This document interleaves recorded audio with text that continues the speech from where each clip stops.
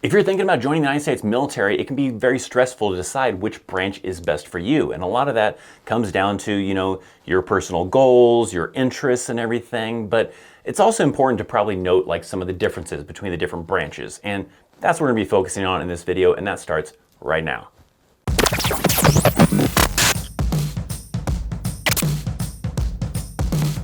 So you're trying to decide which branch is going to be best suited for you. Like I said, most of that comes down to personal preference and certain goals that you might have in mind, but I'm going to be explaining in this video some of the differences between the different branches. Now, before we kind of get into that, you should probably know that there is a main thing that's the same no matter what branch you go into, and that's the pay. It doesn't matter if you're going to the Army, the Marines, the Air Force, whatever, the pay is the exact same. The pay charts that they come out with on the military, I have a video on that, that card probably pops up possibly.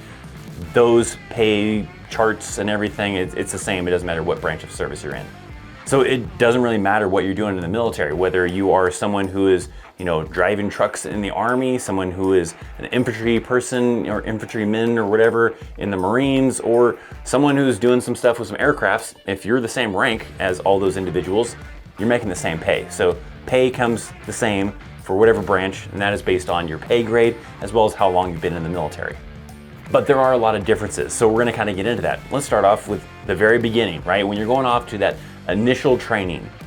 A lot of people just simply refer to that as basic training, boot camp, all sorts of things, but let's talk about what they're officially called.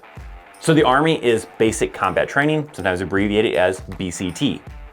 The Air Force is basic military training, otherwise sometimes abbreviated as BMT. Space Force sometimes refers to it as a couple different things. Sometimes they refer to it as basic military training, or they might still call it boot camp. Really the main ones that usually call it boot camp is usually the Navy and the Marines, as they call it boot camp, but they also sometimes call it basic military training as well. And then Coast Guard, they don't get enough love usually, but they call theirs boot camp. You might hear other individuals, refer to, let's say the Air Force as boot camp, or, the Marines as going through basic training and stuff like that. So, there are still some variables in there where some people call it this or that, but a lot of times when you're talking about official terminology, these are the ones that are more commonly kind of referred to as that type of terminology. So we talked about the names of the different initial training or basic trainings or boot camps or whatever. Let's talk about the length of the training. The shortest one as of right now is the Space Force. Space Force is 7.5 weeks of basic initial training. Coast Guard would be next at 8 weeks of training. Air Force just a little bit above that, as they do 8.5 weeks of training. Now the Army and the Navy, they both do 10 weeks, so they're kind of even, I guess, on that. But the Marines, they do 13 weeks of that initial training.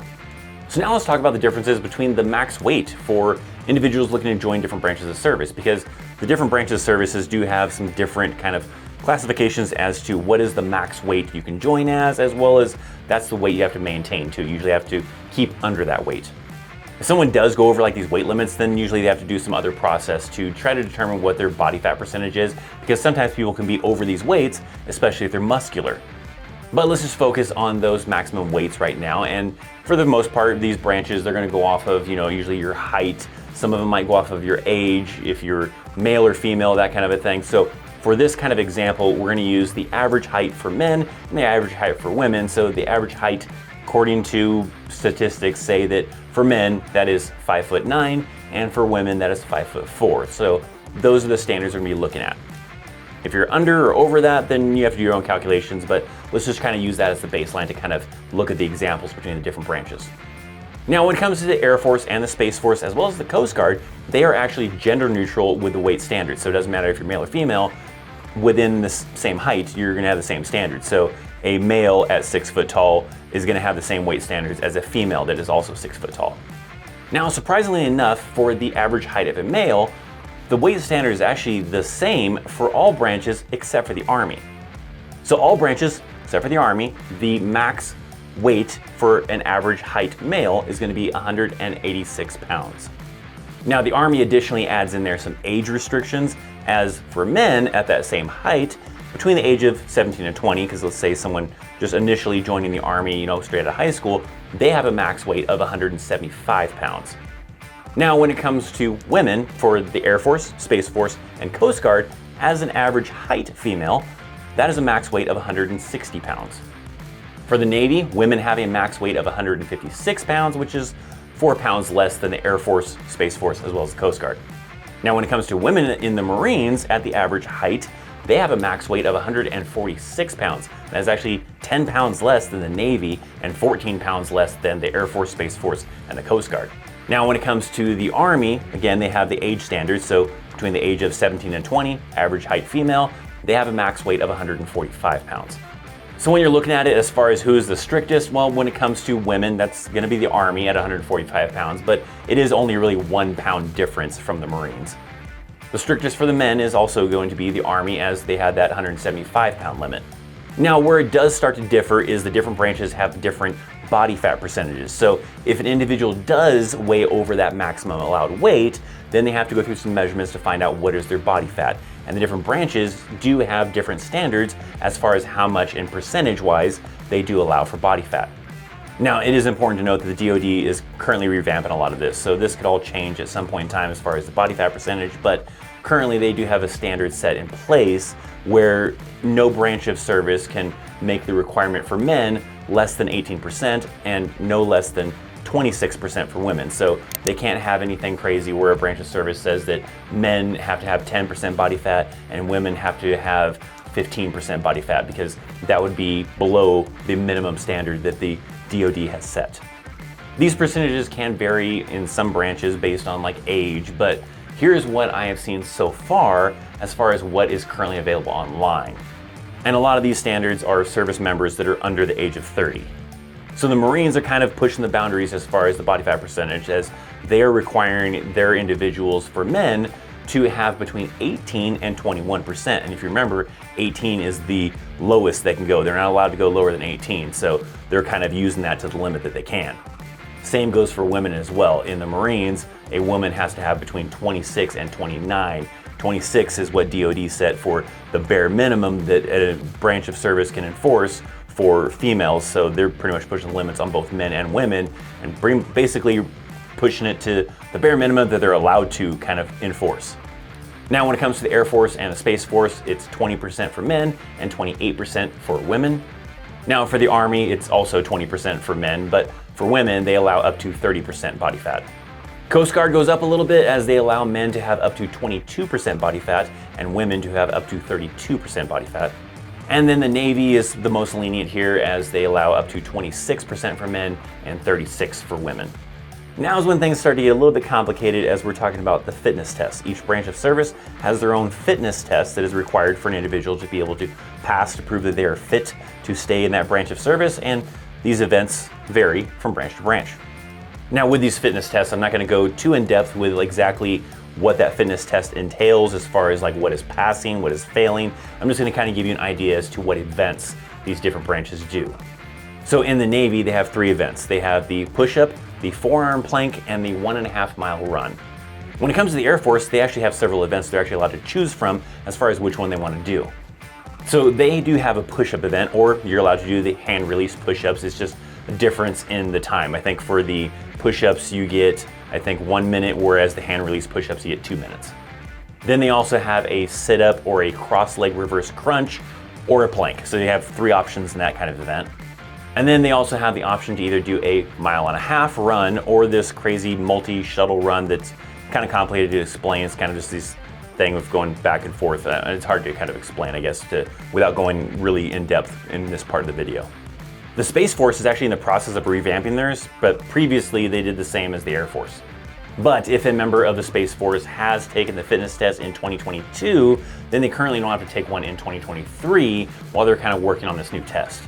But those joining, however, will still need to take a fitness test within 6 months of arriving at their assignment.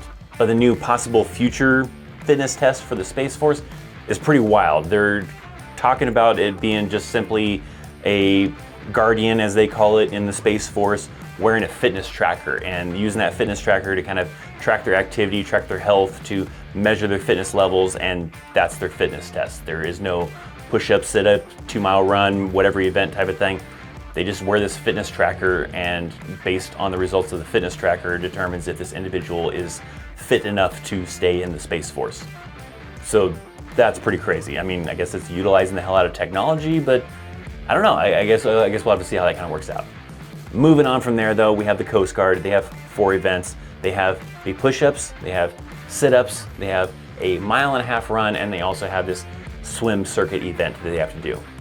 Then the Army, they have 6 events. They have the Army Combat Fitness Test, which I've done a video on. If you want to check that out, you can check that out. But they have 6 events. They have the deadlift, they have the standing power throw, they have the hand release push-ups, they have the sprint drag carry, they have the plank, and they have the 2-mile run.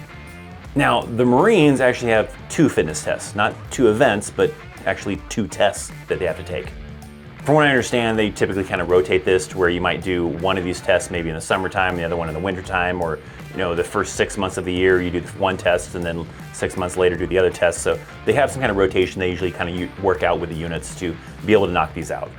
They don't do them back to back. They do have some space in between them. So let's talk about the first one, which is the PFT, or the physical fitness test. That one includes pull-ups, or you're allowed to have the option to do push-ups. It also includes a plank and a 3-mile run.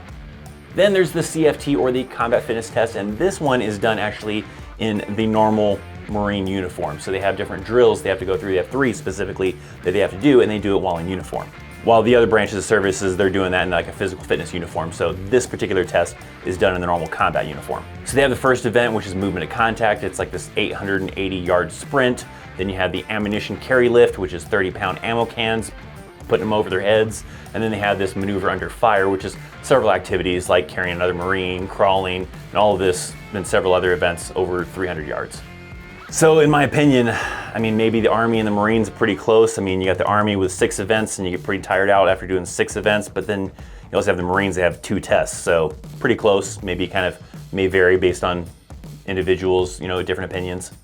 But now you know some of the differences, and there's several more, right? There's things like rank, duty stations, jobs, and a lot of other things. And I want to hear from you guys down in the comment section down below. What are some other key differences that you know about between different branches? So I'd like to hear about them down there, or if maybe you have some questions as far as what are some differences between this type of thing from the different branches, leave those down in the comment section down below. I'll do my best to maybe answer some, or maybe some of my viewers can help me out and answer some of those questions for you as well. Now, if you enjoyed this video, make sure you hit that thumbs up. Make sure you check out the links down in the description box down below to join the Discord, follow me on Instagram, all that fun stuff. But if you would like to know why I think that the Army is the best branch of service to join, you should probably check out this video right here and give my input and my insights as to why the Army is the best branch of service to join. Thanks for hanging out. Thanks for watching. I'm Christopher Chaos. I'll see you next time. See ya.